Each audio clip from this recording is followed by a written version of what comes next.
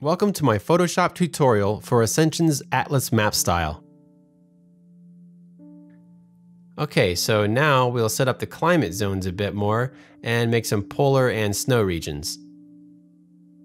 Expand Group Land Group, if it isn't already. Expand Group Gradient Group, and select Layer Land Gradient. Now open the layer content options by double-clicking the layer thumbnail. I suggest moving the dialog box off to the side so you can see the image canvas while we're working. Click the sample gradient bar to load the gradient editor. Now you can adjust the position of your color stops to adjust how the overall climates change on your land. I'm going to extend my polar area a bit here and make the desert area smaller, so something like that. Okay. I can also change the angle here for a different effect, but I'm sticking with this more as like a north to south progression, more like from the North Pole towards the equator. You could also set the style to reflected and make it look like a larger map, like a full globe height with polar regions at the north and south poles, a hot arid zone in the center near the equator, and more temperate zones in between. But my map maybe covers a smaller area, so I'll keep my style to linear. Create a new layer and name it Land Gradient Adjust. Control-Shift-N. Name Land Gradient Adjust. Okay. Select the brush tool, B. Make sure it's the right brush tool. Shift-B if you need to cycle through them. And set the flow to 10% in the control panel. Draw to refine the color shading. Okay, so our foreground color is still that dark olive green and the background is papyrus, which is good. So when we draw on Layer Land Gradient Adjust, we can put more customized client areas in. So I'm going to draw some green to make this land more green, maybe a bit of green near the water on this island. And if my brush is too big, I can just adjust by right-clicking and making it smaller. Okay, that's a little better.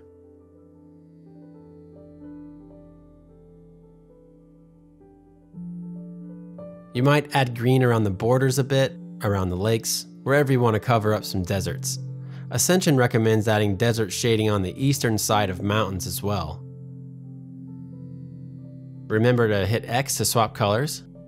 And I'm just being pretty quick here for the tutorial.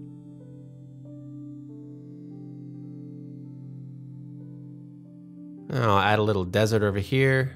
Why not? You can do other things too. I'll go to my foreground color. And on the brightness setting, I'm going to darken it a bit. Okay.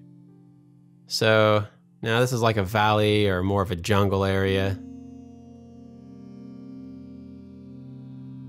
Now I'll brighten my color back up. Okay, I'm going to make my color pretty bright. And I'm going to lighten up these dark spots a bit. So you can play with this quite a bit with other colors as well, like black for swamps, white for snow-capped mountains, brown or gray for tundra areas. And if you get into this a ways and you don't like how it's looking, all this is just on one layer. So you can just delete that layer, Land Gradient Adjust,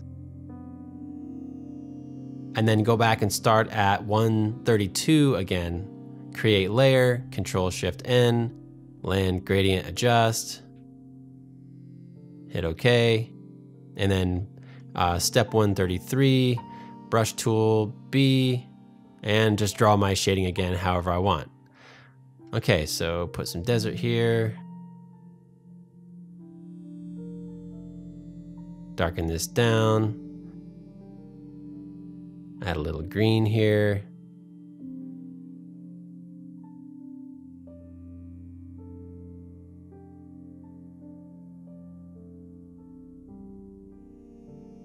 Brighter green, let's lighten these dark areas a bit. On a more complex map, I'll actually do step 132 several times, so I have like 5 of these layers. Land Gradient Adjust 1, 2, 3, etc. And then in each one, I can tweak a different area of the map. You don't have to do that, but it can help you be less destructive if you want to go back and start again on just a portion of your map without deleting other areas that you've really got set up how you like. It's totally up to you though. All right, select layer base, but don't unhide it. Create a new layer named change. So Control-Shift-N, change, okay. Set colors to default, D. Select the pencil tool, B, and Shift B to cycle to the pencil tool. Right-click the image canvas to set my size, 150, and hardness to 100%, and hit enter. I think hardness is always 100% for the pencil tool, regardless of how you set it. Now we're going to designate some polar and tundra regions. Okay, so I'm going to draw with this heavy black line wherever I want snowy polar type regions on my map. It doesn't matter if you draw on the water, that won't be affected. So I've got some polar areas up here, and let's have this mountain be kind of snowy at the top. Okay, so hide layer change and select group mountains group. Duplicate the group and name it Mountains Snow Group. Alt L D. Name Mountains Snow Group. Okay. Expand the group Mountains Snow Group and rename the layers inside. So rename Mountains to Mountains Snow. Double click the name. Mountains Snow. Enter. Mountains 2. Double click. Mountains Snow 2. Okay. Mountains 3, double click.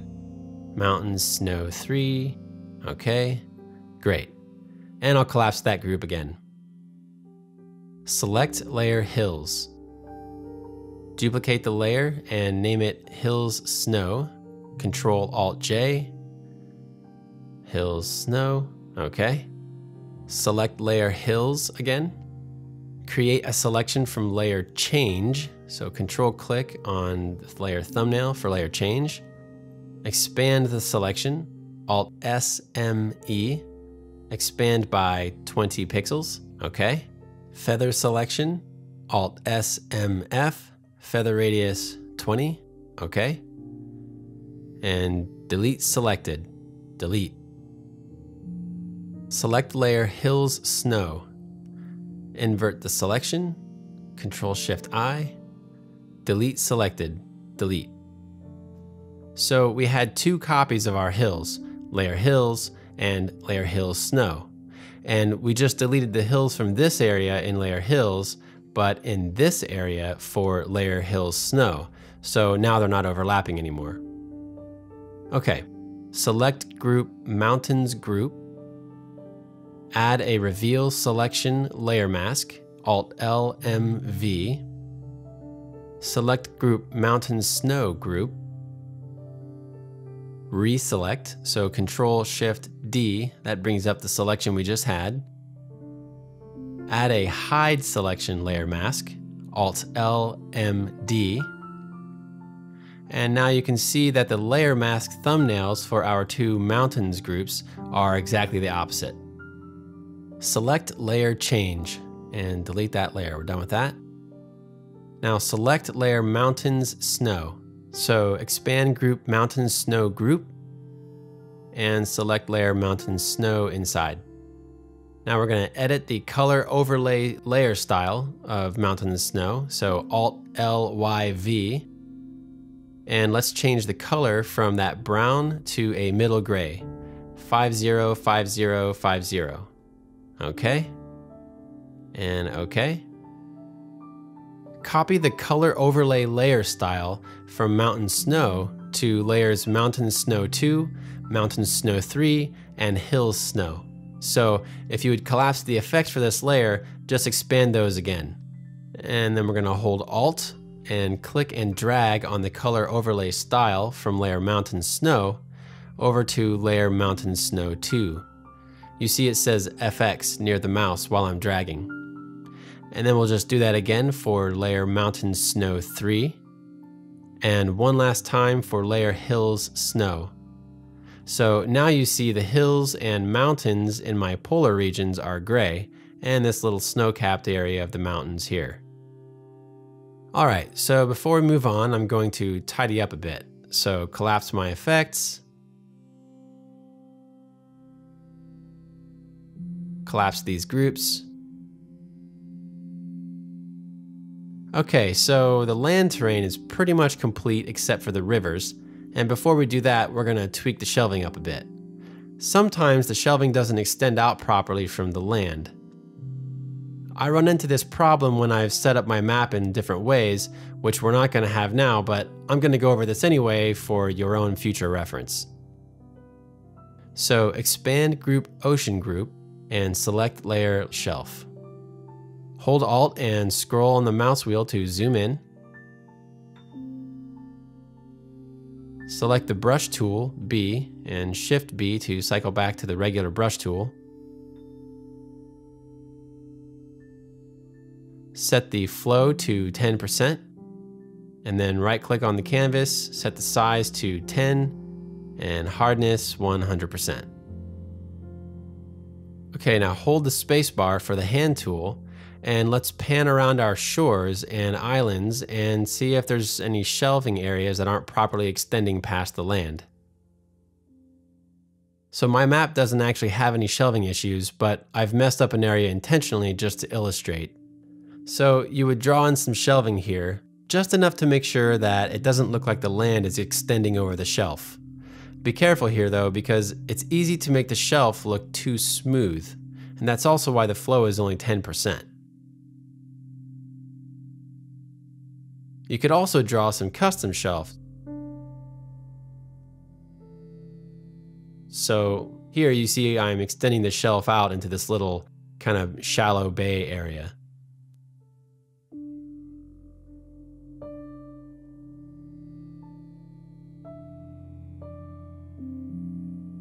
And I'll switch to the eraser tool, E, mode brush,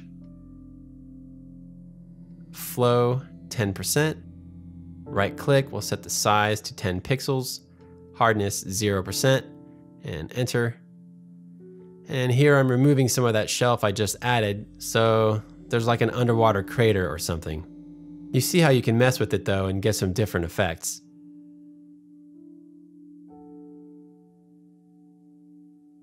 All right, let's set up our last physical feature, which are the rivers. So let's tidy up our layers panel again, collapse any groups and layer effects that are expanded. Set the colors back to default, so D. And now let's select Group Mountains Snow Group. Create a new layer and name it Layout. Control Shift N.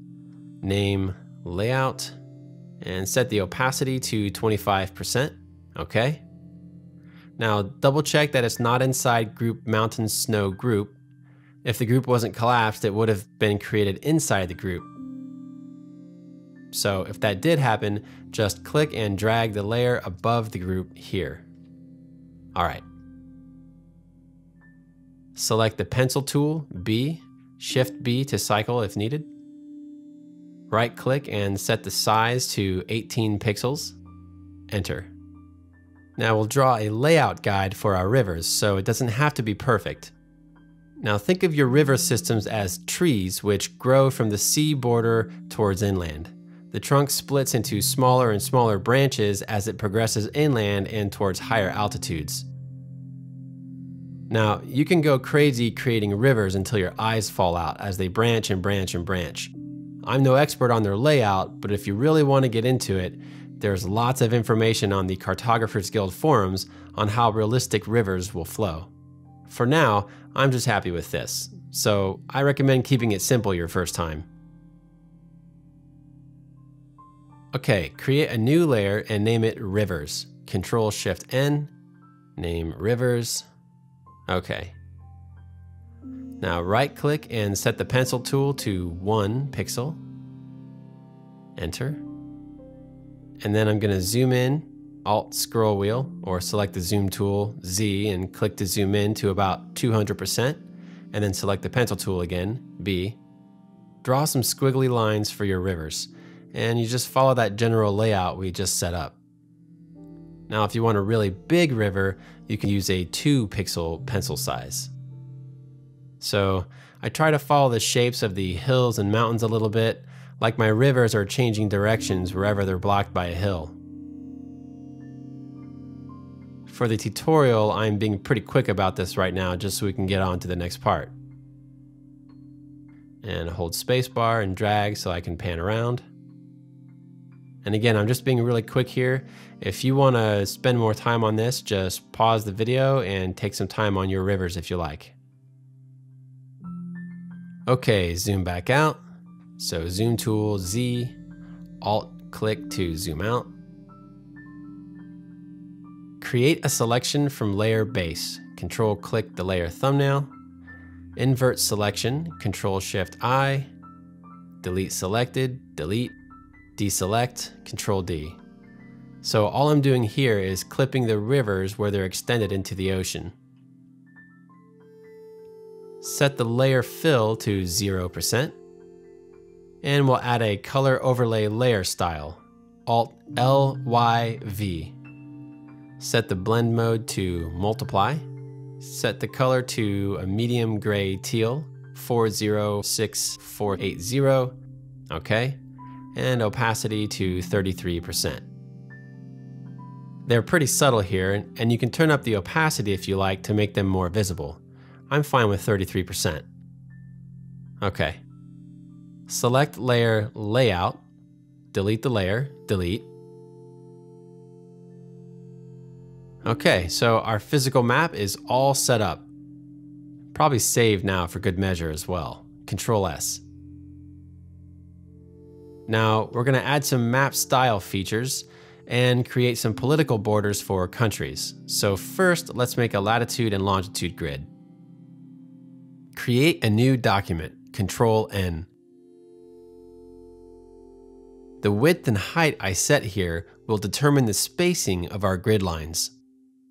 Width will be the space between the vertical longitude lines, and height will be the space between the horizontal latitude lines.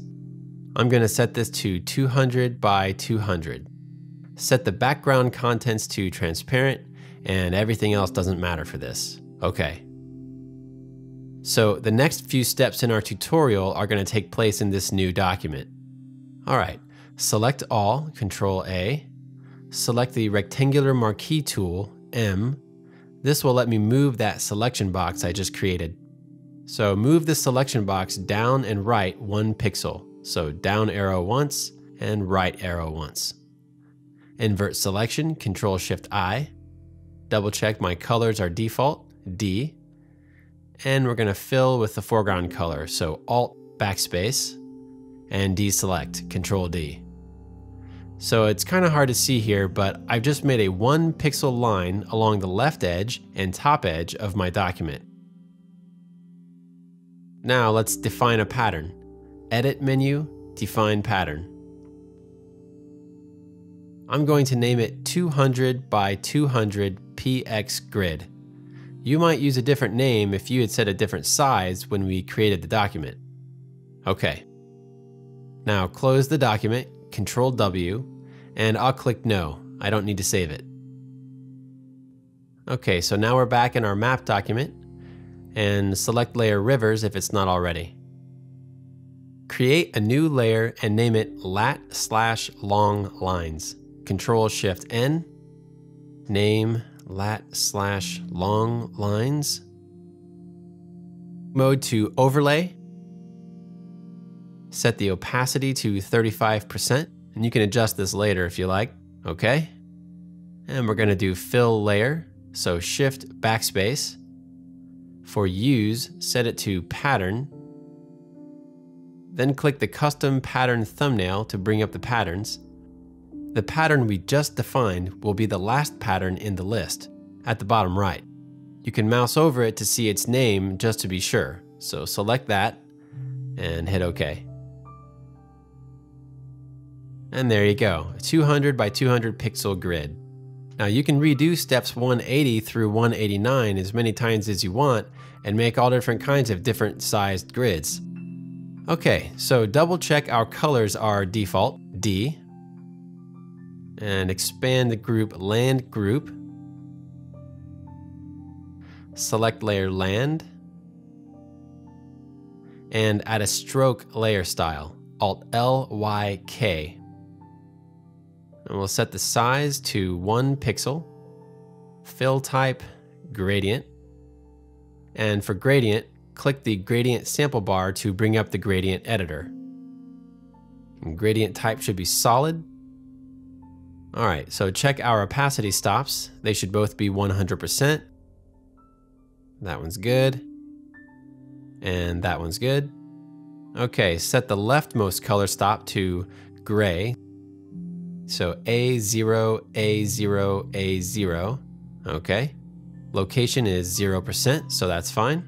And set the rightmost color stop to black. So select it, color 000000. Okay. Location 100%. Okay, done with that, so click OK. And in the dialog box, let's set reverse to checked and set the style to reflected. And the angle will be 90 degrees. Okay, so that gradient gives our borders an outline, but it's not too weak in some areas and not too strong in others. Okay,